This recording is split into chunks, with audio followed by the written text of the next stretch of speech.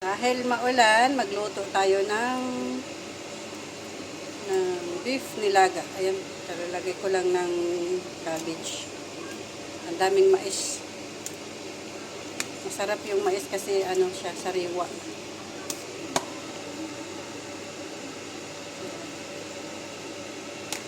Masarap. Maghigop ng sabaw. Ayan. Fresh na fresh yung mais. Ayan. Sarap naman. Ng beef. Ayan. Masarap.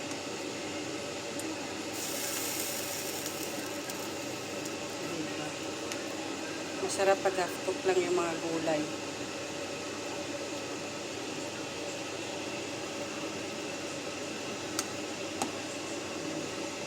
Tatlong peraso yung mais na nilagay ko dito.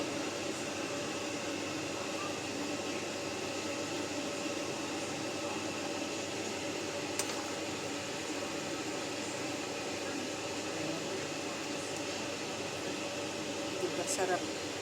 Talalagay ko lang ng repolyo kaya hindi pa masyadong kumukulo.